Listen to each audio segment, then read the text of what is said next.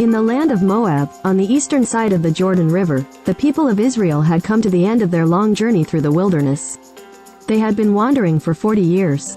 And now they stood on the threshold of the promised land, the land that God had promised to their forefathers, Abraham, Isaac, and Jacob. But there was one man who would not enter the land with them. Their leader and prophet, Moses.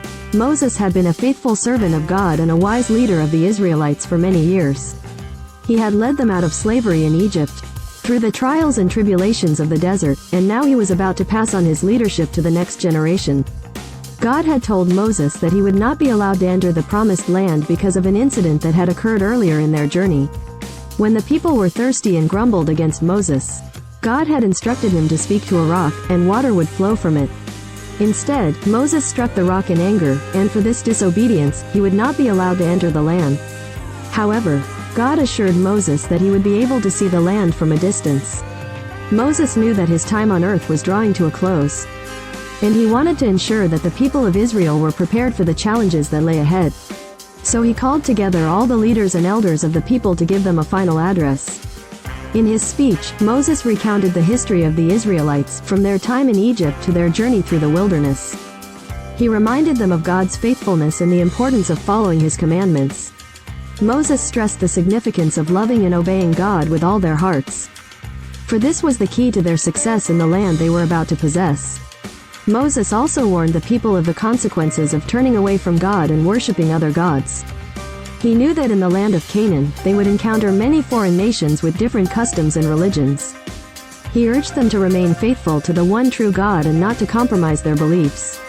As Moses spoke, he knew that his time was running out. He said to the people, "I am now 120 years old and can no longer lead you. But God will raise up another leader to guide you into the promised land.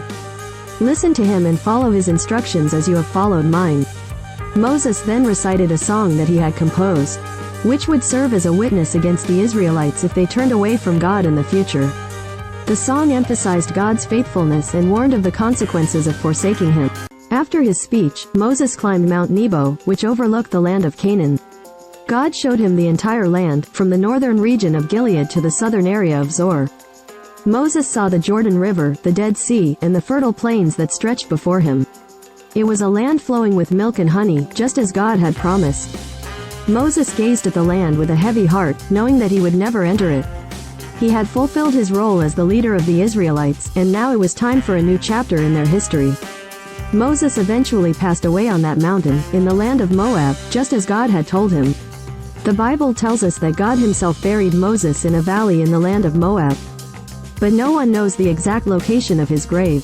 The Israelites mourned for Moses for 30 days, and then Joshua, Moses' assistant, took up the mantle of leadership. Joshua was filled with the spirit of wisdom because Moses had laid his hands on him, and the people of Israel obeyed him just as they had obeyed Moses. With Joshua as their leader, they crossed the Jordan River and began the conquest of the promised land. Moses' legacy lived on in the hearts of the Israelites, and his story continued to inspire generations to come.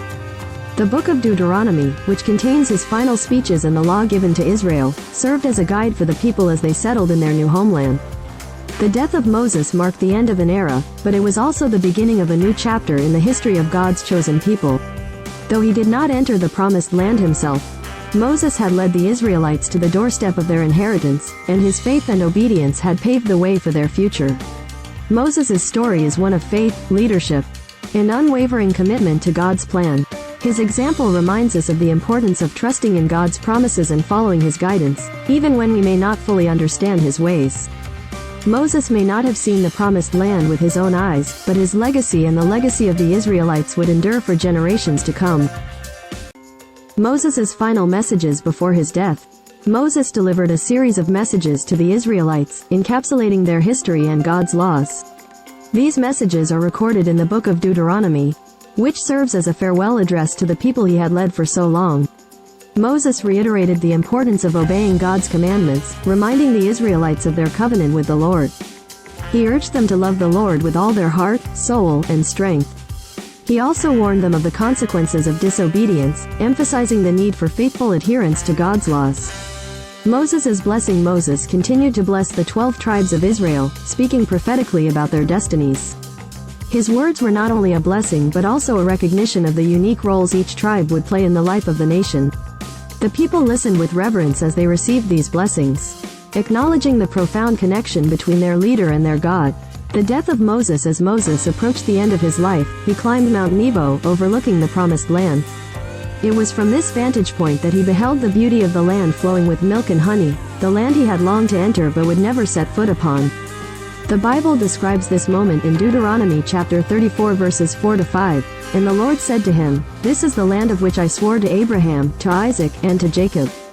I will give it to your offspring. I have let you see it with your eyes, but you shall not go over there." Moses died there on Mount Nebo, at the age of 120.